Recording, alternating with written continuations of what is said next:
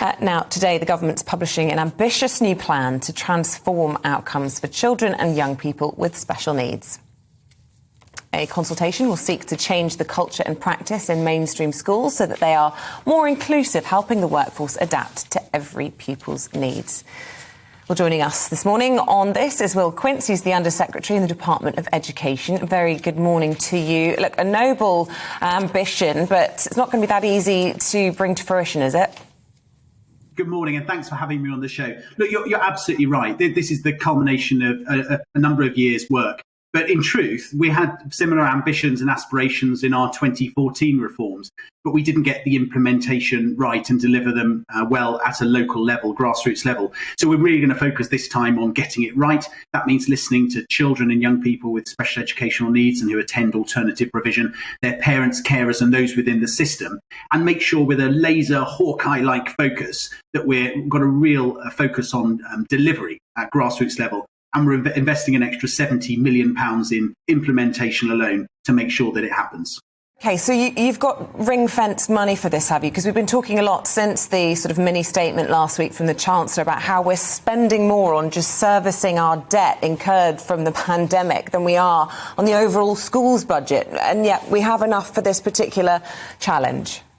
Yeah, so we had a good outcome in the spending review settlement. So an extra £4 billion net for schools next year, an extra £1 billion specifically for the high needs budget. So for children with special educational needs.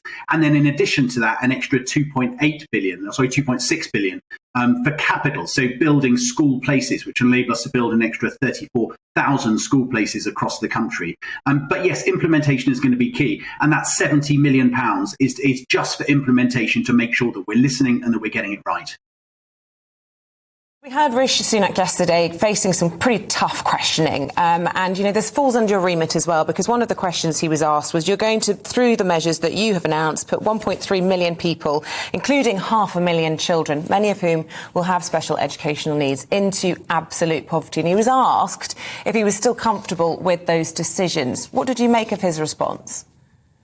So I didn't catch Rishi's appearance before the Select Committee, but did see a readout. I'm not comfortable with a single family being in poverty, absolute or relative, in this country, and we've got to strive to do everything we can. Now, their forecasts, I think, from the Resolution Foundation, Rishi's rightly put in place as part of the Spring Statement support this year to the tune of £22 billion, an extra 9.1 billion on energy. But he also said at that session that he's got to keep a real watchful eye about what happens with energy markets and the cost of living over the course of the next few months, because he needs that necessary agility to step in as required. And look, I was the Minister for Welfare Delivery at the Department of Work and Pensions for the past 2.5 years, including before this role and including during the pandemic. And both the Chancellor and the Prime Minister never failed at any point to step in and support the poorest, most vulnerable and disadvantaged in our country through hard times. And if it's necessary, again, I've no doubt they'll do the same. Nudging from Marcus Rashford along the way.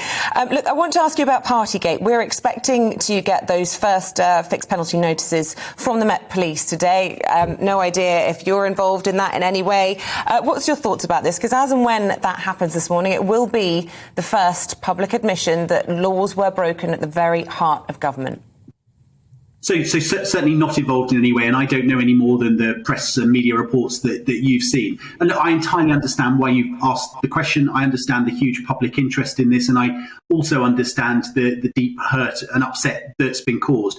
But given that there is an ongoing live police investigation, although I understand from press reports it might be concluding, while that's live, it is just not appropriate for me to comment. We'll leave it there. Will Quince, thank you. He's the Under-Secretary of State at the Department of Education. Thank you very much indeed. Thank you, Will.